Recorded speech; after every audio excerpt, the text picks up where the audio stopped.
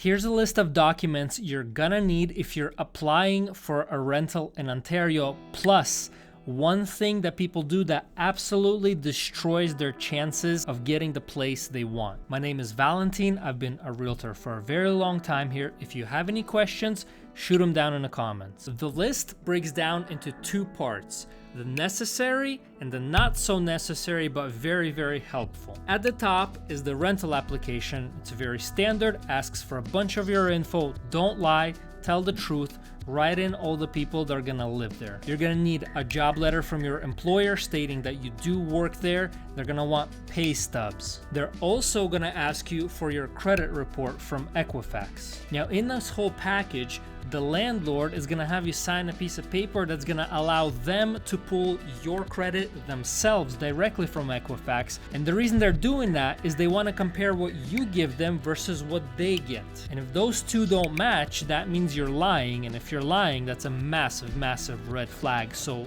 don't lie. Government IDs, pretty self-explanatory. Your Ontario driver's license will be the most common way people do this. And some sort of references. These are people they will call just to see what they say about you and your character. That's the basics. Now on to the more interesting stuff. If you can, get a reference letter from your previous landlord. That's gonna go a long way. And if you can get a reference letter from your manager or your supervisor from work, talking about your character, your reliability, etc., that's also going to be very helpful. If you got a receipt of rents paid from your previous landlord, it would be good to submit it, or if you're comfortable, you can submit it in a form of submitting your entire bank statement or portions of it that show this happened. The landlord wants to see on-time, consistent payments. And speaking of your bank, if you're comfortable submitting your bank statement, how much money you got in the bank, transactions going in and out, landlord's gonna wanna see that. In fact, this is becoming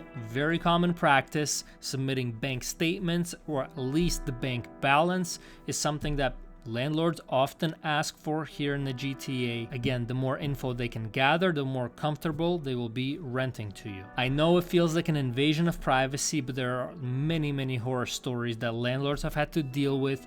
There's a ton of competition for that same unit. You're probably gonna have to produce this. However, nobody likes it, nobody wants to do it, but unfortunately that's where the market is right now. Draft an intro letter. This is a letter that just introduces you and your family, talks about your lifestyle a little bit, just a way for the landlord to feel a little bit more personally connected to you. It'll make you stand out because most other applicants are not doing this. And now the thing that's gonna absolutely destroy your chances of getting this unit. If you do like this tidbit I'm gonna give you, please hit the like button. Do a full online internet presence audit of your name. Google yourself. Go to all the social platforms, see who has tagged you in some weird picture from 20 years ago. Because if I, as a realtor, get hired by a landlord, that's part of my due diligence. I'm gonna look you up. And if I find weird, compromising things, I'm gonna talk about it with the landlord and they will assess. If you tell the landlord you don't have any pets, and then I go on your socials and see that you have 3 golden retrievers, I love dogs by the way, but the key here is you lied on your application, it's not gonna go well.